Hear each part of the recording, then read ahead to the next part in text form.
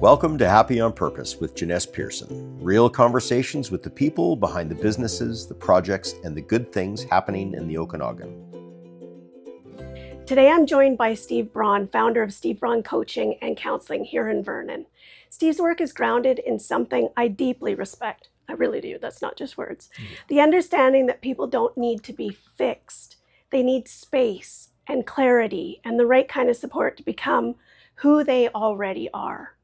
And that work hasn't gone unnoticed. Steve Braun Coaching and Counselling was recently named Professional Business of the Year at the 41st Annual Greater Vernon Chamber Business Excellence Awards, following their earlier win as a New Business of the Year just 2 years ago. That kind of recognition comes from trust, consistency, and showing up well over time. Today we'll talk about what it really takes to build meaningful work, behind the accolades, and what keeps someone grounded, steady, and aligned with when the spotlight fades. I'm glad you're here for this conversation. And it is the new year. Everybody's got a virus, so we'll probably be and coughing a little, but I'm just so grateful to be here, and thank you for taking the time out of your schedule to chat with us and the community of Vernon. It's my pleasure, and it's nice to meet you as well. So yeah, first time meeting each other, even though we probably run in the same circles. Absolutely. But yeah. So we'll keep this to about 35 minutes is the goal. And I just really want to get into the meat sort of who you are, because in this industry, when people know who you are, they're more likely to come and see you, right? Rapport is everything. Absolutely. Yes.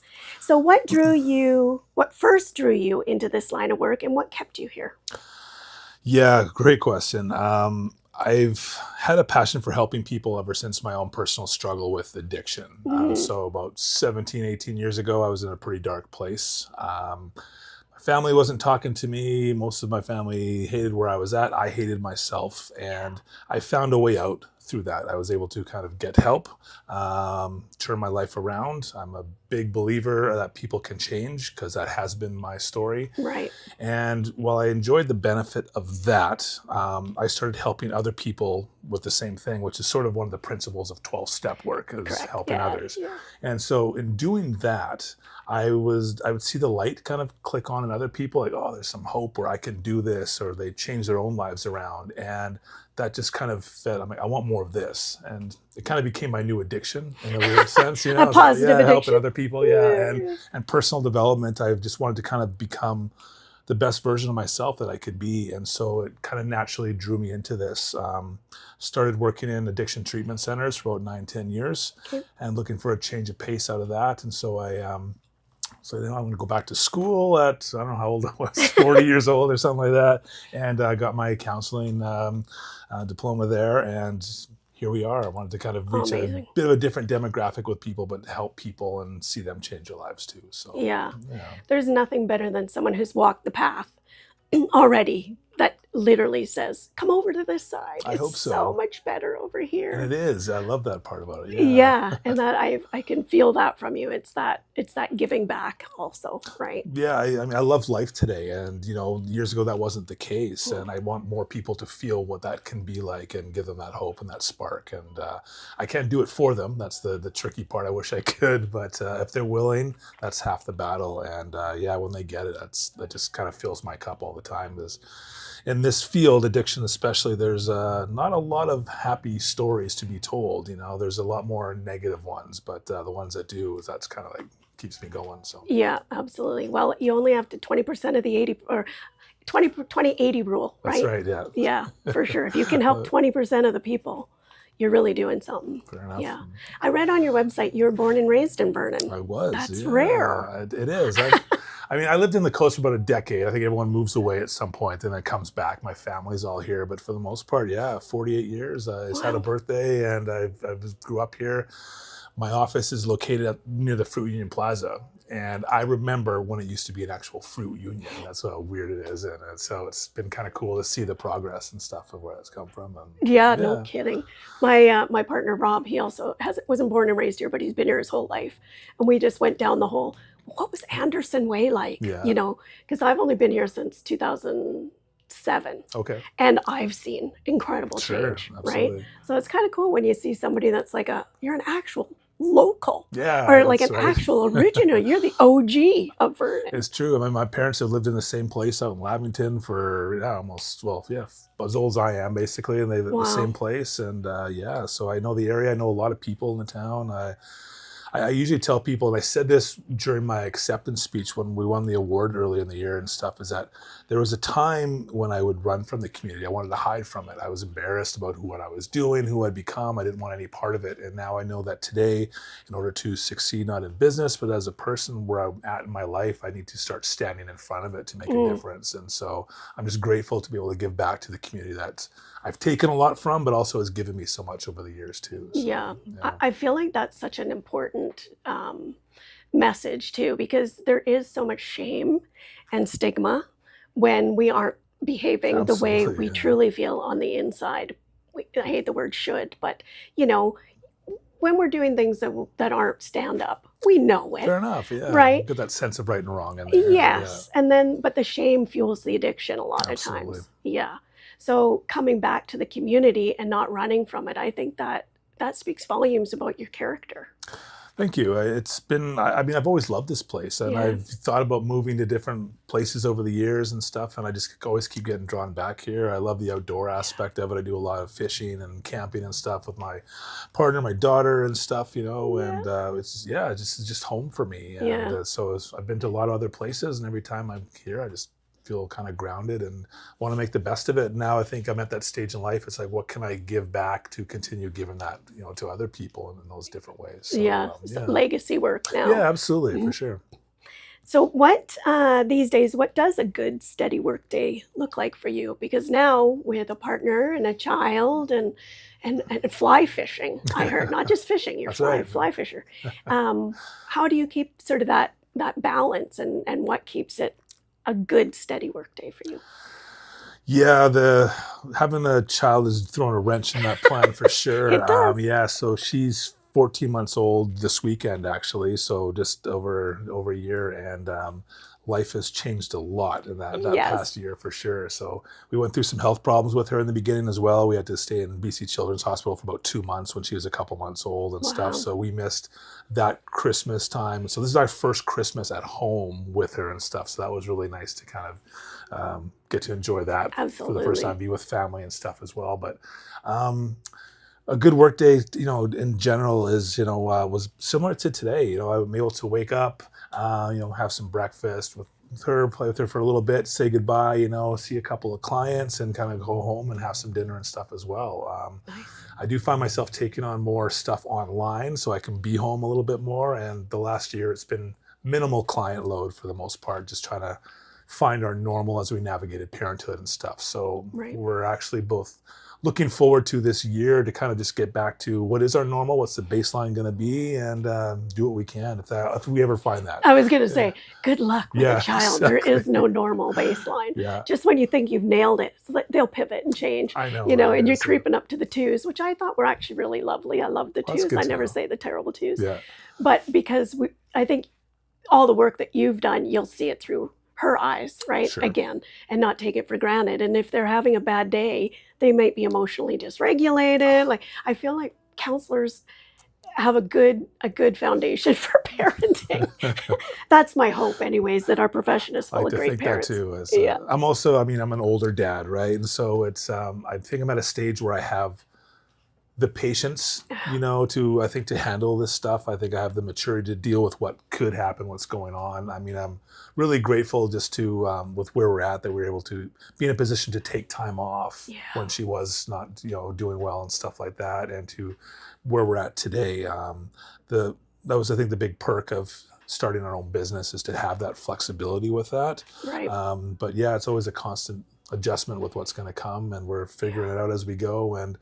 But I do feel I'm in a better place to kind of handle this today. And I thought for a long time I was never going to have kids, and I was open to that possibility. I was like, I was kind of, being fully transparent, never really wanting.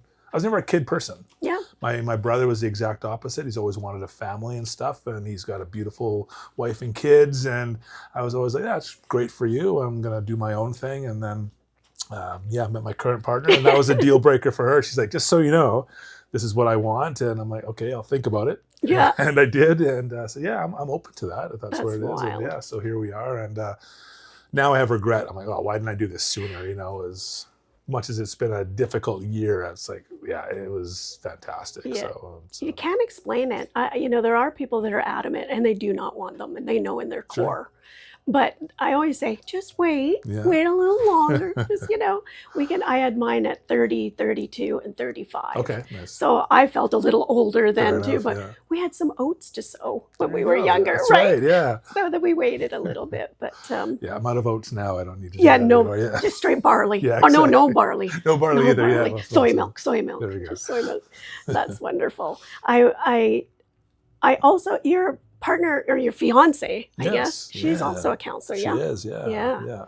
Does she work in this office She too, does, or? yeah. So we're kind of working on our roles right now, but she's sort of taken more at home while trying to build the client base. So her maternity leave just finished. So our goal is that she doesn't return to a typical 9 to 5. For so sure. the job, we wanted her just to kind of build clients as she sees fit. And so we're just kind of working on that. But Awesome. I think she's at the point where she likes getting out of the house, you know? So it's like, all right, so you can do that. Get your client base going. We'll switch and do some days or whatever that looks like and stuff. So I think she's going to follow that. And And that's one of the beauties of being sole proprietors or in business for yourself, right? You get to make your own schedule. Yeah, it definitely has its perks with that. Yeah. And it's never too late. I think there's so many people in Vernon and the Okanagan that work for themselves. Sure. And when I was still practicing, I had to close my practice, but I always remember thinking that, you'd have people come in at like 35 and 40 saying like, I have this dream, but I feel like it's too late. I'm like, it is so not too late. Just get going, yeah. Yeah, absolutely. like we're going to live to 90. That's what my goal is, yeah. That's absolutely. right. So let's just do it. As much as I love being a business owner. I love that aspect of it. It's weird because I originally just enjoyed this. This is what I wanted to do. Yeah.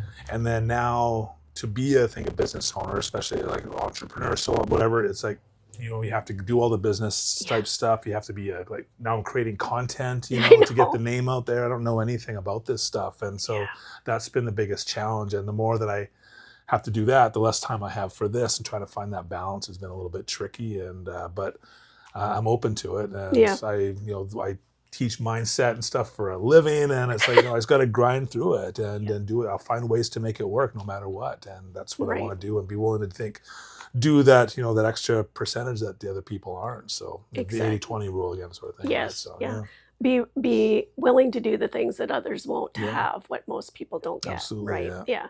Which again, isn't that all the work of personal development and professional development? Absolutely. And all of that things. Yeah. It's a sharp learning curve. I'm older than you, but the whole, even social media, videos, content, microphones, all of this, it seems so foreign.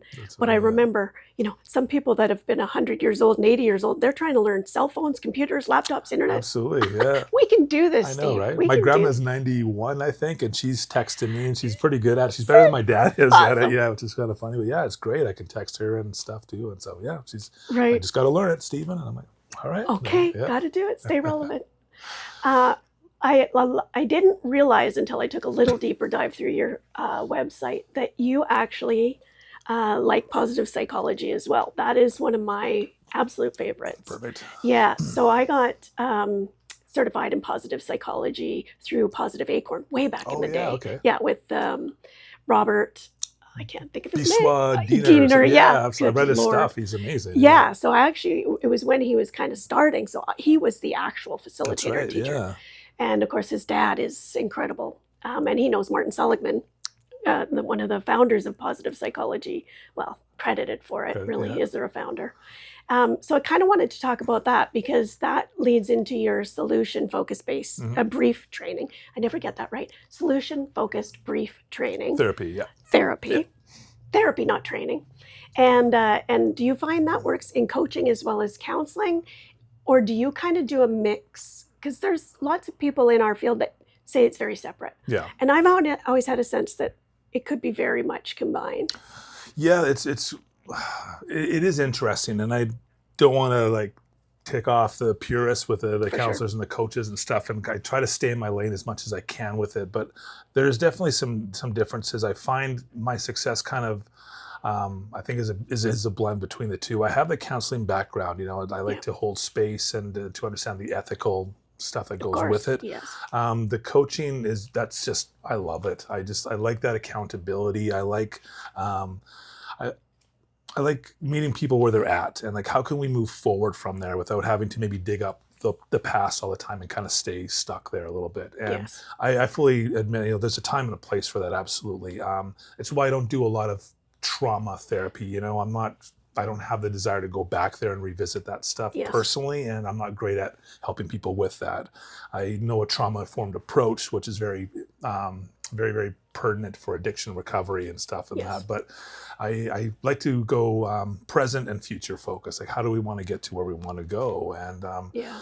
I think with the positive psychology, it teaches us that we have the tools within ourselves to make those changes. Sometimes we just need something or somebody to maybe elicit that out there. Yeah. I think my LinkedIn profile message is instigator of change. That's kind of what I like to refer to Nice. myself as, is like, maybe I can say something or help you discover something that's going to be that little bit of a spark so that you can go and find the solution that's Totally. needed. Think of it just a little differently. Yeah. Just expand that lens just a bit. Yeah. I mean, there's just so much goodness in there with resilience and emotional intelligence and even learned optimism. Absolutely, yeah. All of these things that people say, well, I'm just this way. Well, are you? Yeah, I Are agree. you? Can we challenge that just a little bit? 100%. Yeah. Yeah. Yes, And I love I think that. we tell ourselves that narrative over and over again. We start to believe it. And then we come from that place of that negativity bias that we all have, and Correct. listening to that thinker, and it's like, there's other ways to get out of that train of thought. And Yes. and I don't think it's looking from everything from a glass half full perspective. I think people get that impression, maybe positive psychology is like everything's rainbows and sunshine. The yellow smiley face. Yeah, and, Gross. it's just not that way. But we can look at how can we spin this into something that'll work for us, where maybe the world isn't against us, but it's conspiring for us instead of against Right. us, sort of thing. And, Right. Yeah. I do find, like when I first started looking into positive psychology, because even in my counseling clinic, we had a clinic here in town with about 5 clinicians underneath the banner. And I was very clear that we had a trauma therapist, we had like an addictions therapist, and I just stayed out of all of them. Yeah. So that's why I was like, I don't know, maybe I'm not really good at this. So I started looking into positive psychology, but my journey involved so much spirituality. Sure. So I actually found it through researching and looking into Buddhism, which sent me to Jack Kornfield, which then Nice. positive psychology. I think it's worth noting that it encompasses all of that. Yeah, absolutely. I think. Yeah. And then to be solution focused, that is still a counseling modality. Sure.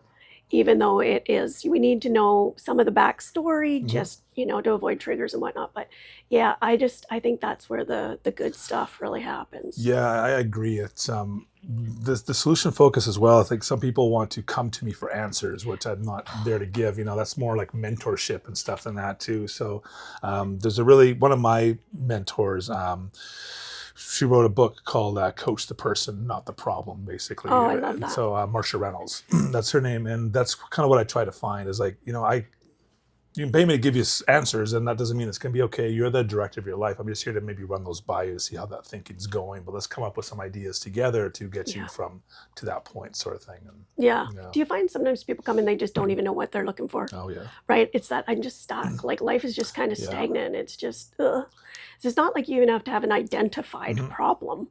Just come have a chat. I think you're right in that, and a lot of people come with what they maybe think is the problem, Yes. and then once you start unraveling things, like, okay, and there's, it's we can look at addiction that very same way. Is people think the addiction's a problem, is the drinking's not the problem, it's a solution to the problem. And so what can we figure out is how can we give you some skills to cope with life without that in it, Right. and what's going on underneath there that you're coping with life this way. So Yeah. yeah. Do you follow Gabor Mate's work at all? Sure. Yeah, of Yeah. course. When you were speaking, I was like, oh, it's got a little hint of Gabor Mate in absolutely, there. yeah. Yeah. I like his stuff. I do.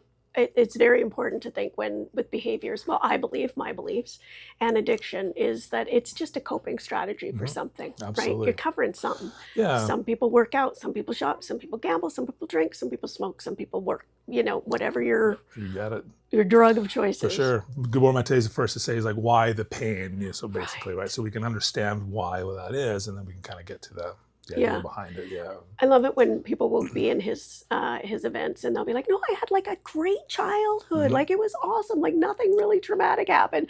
And then they just start to cry for no reason. It's like, okay, something's here. There it is. Yeah, exactly. We might not know what it is. And that's not to blame the parents, because there's sometimes is that feeling that, all trauma comes from child.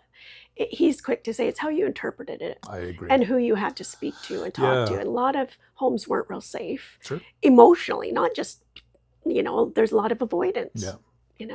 I was one of those children. I mean, my childhood was great. It was fantastic. And, I went through a traumatic experience in my late teens, and that I looked at as my turning point into that foray, basically, and started coping with life just the best way I knew how. Correct. And I didn't start out drinking alcoholically. I just, started drinking more, and it just felt good because I knew that I was covering up whatever was in there, some of the pain and stuff. A while. Yeah, absolutely. But I remember struggling with that a little bit too, because I always kind of grew up with the idea that alcoholism runs in the family and it's a family disease and stuff, and it doesn't. It just didn't. That wasn't my case. So I think I had a hard time coming to terms with that. So much so my family asked me to. They took it on themselves. I remember being in treatment. Excuse me. And they're like, what did we do wrong? And it's like, you guys didn't do anything wrong. It was the opposite, It was just, I had to find my own path, and I was feeling something, which the 12-step approach is a spiritual malady. We're trying to fill a void in here with something, right? Whether it's trauma, pain, whatever that case is. And so that was my void. That was my issue that I was trying to cover. And it just escalated. It was progressive until I couldn't stop. So. Yeah. So how did you actually, and again, share only as much as you want to share, because I love this stuff, but remember, this is on the radio. What was the moment? Like, was there a moment where you kind of spoke about it in the beginning, but was there a person? Was there a moment in time? Was there like, that you can pinpoint and go, that's what it was? Like when things kind of went sideways? When you decided to get help for yourself. Yeah, absolutely. I think what needed to happen with me is I hit a place of desperation. So life was just completely unmanageable. My family wasn't talking to me. I was, I kind of summarize it this way. I was thinking about things I never thought I'd be thinking about. I was doing things I never thought I'd be doing, and I was saying stuff I never thought I'd be saying. And so I kind of, in a cry for help, reached out and ended up in treatment, which my family was willing to do. They're basically, we'll help you. Anything you're willing to do to help yourself, we'll help you. But we're not going to continue doing this if you're going to go down that road. And so in a way, I like to say my family got healthy before I did. They started setting those boundaries. My world got smaller and smaller until like, fine, I'll go get some help. And I did. Yeah. But yeah, that was what I kind of referred to it. I really dislike the terminology hitting rock bottom. I just think it's just bad medical advice. You'd never give that to any other person with a condition like that. Get as sick as you possibly can. Yeah, absolutely. Yeah. Let's go wait till cancer hits stage 4 till we start looking at some intervention. It doesn't work like that, And so, and everyone's bottom's going to be different. And I think the ultimate is that you're 6 feet under at some point, right? And so when I hit a place of I'm willing to do whatever it takes, that's what worked for me. The way I do this today is I work with a bit of a different demographic of people than I was in the treatment centers where you get all walks of life. So I work mostly with high-functioning individuals to help them before they reach those lows, before they hopefully don't have that desperation. That's on the addiction end. On the other side of people wanting, counseling help or personal development, it's like, I wish they would reach out sooner before things got to crisis mode. Like let's talk about things before the girlfriend's left and before, the job is gone and before we're starting to cope and, before you can't stop the drinking and that. So I try to kind of bridge that gap before they need to take more extreme intervention methods such as treatment or whatever the case is. Yeah. That's such a catch them upstream theory, right? Yeah. Instead of right when you're going over the cliff, you notice you're treading pretty heavy. Yeah. Then come and see. And honestly, especially with coaching, you don't need to have anything wrong. Like that's a misconception too. Absolutely. Like you could feel like you're kind of kicking it, you're on top of your game, but you just want, you're worried you might not be able to get to that next, whatever. So much fear-based stuff. So much fear. Yeah, well, and it gets heavy, especially with success, right? If you can think, I've got this great idea, I want to do this thing or go to school or be this thing, and it gets tough. Sure. Do you need somebody maybe to just sit with you to be like, okay, well, we can sort this out. Like, what's your next right step? What's your next right step? Absolutely. Yeah, I think coaching's really good for, well, so is counseling. It's just, seems to be not a stigma, I don't know what the right word is, but that you got to wait till you have a problem. Yeah, I agree. And I'm trying to change that as well, and kind of make it a bit more approachable. I work mostly with men. I have a lot of women, roster of women that I work with as well. I love working with women, but men is like my bread and butter for sure. But teaching them that stuff, like how to be emotionally fluid, how to show up for your family, how to show up for yourself and not waiting. You don't have to take the world on your shoulders and stuff. But there's the stigma and stuff that you put is so prevalent. And I was reading this peer review study the other day. It's from Australia. And it was, I think the exact percentage was like 54.5% of men. The reason they stop therapy is because they don't connect with their therapist. Yeah. That's it, rapport. Yeah. And, like, I don't think they get it in that you can switch anytime you want. It's not like you don't have to be stuck with this person. Like, and so that's what I try to get across in my work is that you find someone that fits with you, that gets you. And I try to make the therapy more approachable and more casual, similar to kind of how we're sitting here doing like some walk and talk therapy. Let's go outside, let's go on the rail trail, let's talk, and let's just like be two guys. And you'll be surprised what kind of comes out. Of course, there's work to be done within there, but it doesn't have to be that old school approach. Yeah. Like, I love that on your website. Like, this is not your grandparents' therapy, laying stretched out on a couch or whatever. Yeah. It's so true because, that's such a, I think of, what was the show that was on TV? And he was Fraser. Oh, yeah. Well, when I think therapy, I think the guy in the tweed, the coat with the elbow patches. So boring. Yes, so like, and in their head, they're making their grocery list, not paying attention. No, it's very involved for what you're doing. That sounds amazing. I think everybody should have a counselor or a coach. I really do. We spend a lot of money, women, on our nails, hair, and accessories, and men spend a lot on maybe sports and trying to look a little more statusy. Get a flipping therapist. Oh, I know. People spend more on a Friday night for dinner and drinks than they will for like an hour session or something. It's like, well, we could have really fixed that date from going wrong. Sure. If you were anxious. Yeah, there's so much good stuff in there. It doesn't take much, I find. Like, that's why I like the solution focused kind of approach is I don't want to, no offense intended, you're a great guy, but I don't want to work with you for 2-3 years. Like, let's figure out something. And then, there's always going to be some people that come for like, monthly, bi-monthly checkup or something like that, or having someone to roll that off of. But let's get you going and go figure some stuff out. And if you're struggling again or you're, need some help overcoming this hurdle, let's connect again and go from there. Yeah. And, Yeah, I think you just triggered a thought that I was thinking when you were talking is the whole idea of right fit. I think it's not always the therapy itself that wasn't a good fit.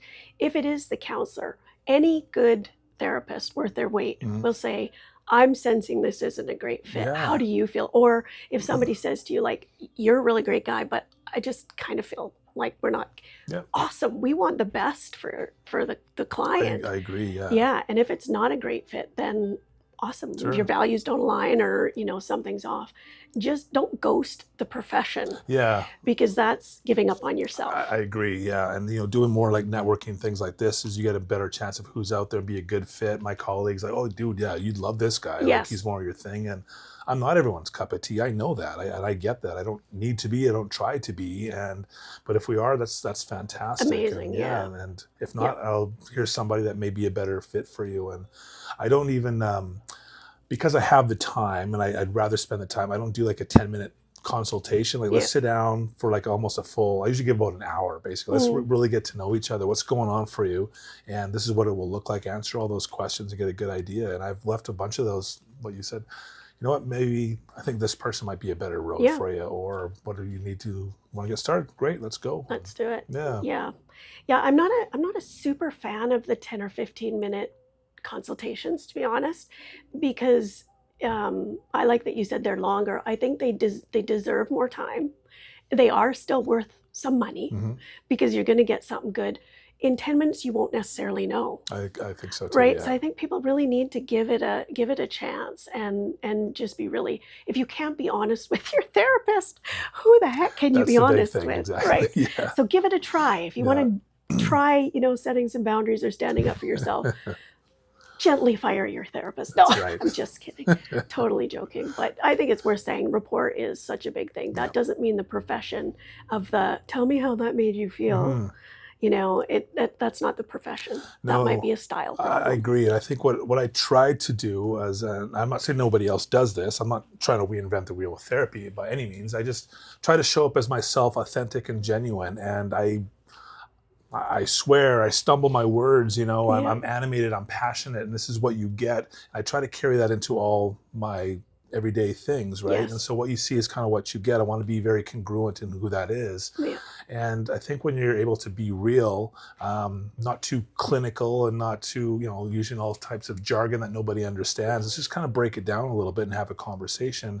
And I think it helps other people open up a little bit too. And then the nice thing is there's a training behind that to get, to be able to call out that stuff. I had a client earlier today, and it's like she's talking and she's getting emotional as she's talking about this boundary that she set and it worked out. And it was like, okay, well, stop for a second. What's coming up here? Do you know what I mean? And that doesn't happen often, but it's like, there it is. And so that's having to being able to observe those little nuances. So we're not just friends sitting here, it's different than that. It's a lot more involved, but it's just a bit more casual. And then that stuff allows them to come out of their shell and get it out when it needs to. Yeah, I love that. I'm just checking time to make sure we're good, which I don't even have a timer. Oh, I do. 31 minutes, Steve, just like that. See, and that's a really good point. Some people say, well, what are we going to talk about for an hour? It's so easy. It goes fast. It's so easy. By the time you get in and you do your pleasantries. Well, we'll probably start cruising into wrapping this up then. But, you kind of nailed exactly why I'm so passionate about this program on the radio. And it is only the Vernon area. The radio station you can hear all the way, I think, not Lumbee because the mountains get in the way, but all the way to Enderby and to Lake Country on a good day, wherever the sound sight line is from the radio tower. And I think the more people that can just be heard, that's what brings people in. I agree. You can post an ad on a bus stop or something. It's like people are just going to sit on it. Might as well have a conversation and get to know you. I agree, So I love that. I kind of want to close with this question. At this stage of your life and work, what does showing up on purpose mean to you? And how will that guide your work moving forward? Excuse me. Showing up on purpose, I think I would probably lean back to what I was previously saying about being congruent and authentic and everything. When things are going well, when things are busy, it just feels like it's that state of flow. You're just kind of in the zone and things are kind of happening and unfolding. Spirituality, things kind of unfold and happen as they need to. I find I don't have to put square pegs into round holes. And I can usually tell when I'm in that state. This is weird because you might expect me to say that things are going, they feel well and they feel good. But I know things are going well when I'm uncomfortable. I love it. Yeah, it's because I know that, okay, I'm doing something, there's growth happening here. And I'm going through that right now. This is a new year. I got some different stuff on the horizon, and we're dealing with some new things business-wise. And it's like, just a little bit of uncomfortability. And I like that because it tells me that I'm doing something right and that we're on the right track, and that kind of pushes me. And I don't like complacency. I get really comfortable there. I worked really hard to work through the fear in my life. And when I did, I would want to sit there and be, okay, I'm comfortable. I'm good here now. It's safe here. And then growth stopped, and so that's where I'm at today. So showing up on purpose, I think just being consistent, being authentic, and being the best version of myself. I can't see it in the video here. I have that sign on the wall there, like mindset is everything. And so just being true to that and knowing that there's always a lesson to be learned, and not to forget to enjoy those moments when they are happening too. But so. You've got to walk the talk. Yeah, I agree. Yeah. One of the questions, I know we got to wrap up, was with the professional award that we had to kind of answer in that package is like, how do you, like, what does professionalism mean to you, and integrity and stuff, right? And I describe it this way, is that my work, the brand name is on my vehicle. It's like we got logo, Steve Braun Coaching and Counselling on my truck, on my wife's vehicle. And what that means is I can't be fingering people in traffic, and I can't be on the Vernon rant and rave and stuff like swearing at people and stuff. Is that this is me, and this is what I have to, and it kind of guides me in that. And I make mistakes on a daily basis. I get that, but for the most part, I like who I am today, and I just try to be that best version of myself because there's more at stake than just other. Absolutely. Do you feel more pressure from the awards? A little bit. Yeah. I'd be lying if I said no, but I think you summed it up in your opening there, if I recall correctly. Like it means acceptance from us. I think the public is enjoying what we're at least trying to do and what we're about, and they're on the same page with that. And so we're just honored to, hopefully represent the work to the best of the ability and stuff. And absolutely. Wow, I love it. I do like, I won't say I'm choosy who I interview, but I really love it when it hits. Awesome. Like when you're like, oh, I got to talk to this person. Perfect. So it was sort of a random, you were probably like, who is this woman emailing me? It's like, I really want you on the radio show. Well, it's Vernon especially, which is really cool. So I'm like, if this airs like locally and stuff in the community, that's fantastic. Yeah, so, that's all it is. That's all it is. Yeah. All right, we are going to wrap up. My thanks to you, Steve, for such a thoughtful and grounded conversation. What stands out for me in your everything that you've said, but also on what I was able to find online, is that you're real impact guy. You're not flashy, you're totally relatable. And I think that is, in our profession, an absolute gem. So thank you so much for that. I believe, and it seems you do too, that real success is built quietly, choice by choice, moment by moment.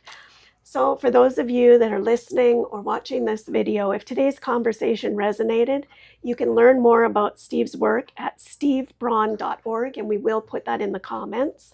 For those of you that are listening on the radio, stevebraun.org. You can find out about him there, or just Google the awards. He's winning all of them.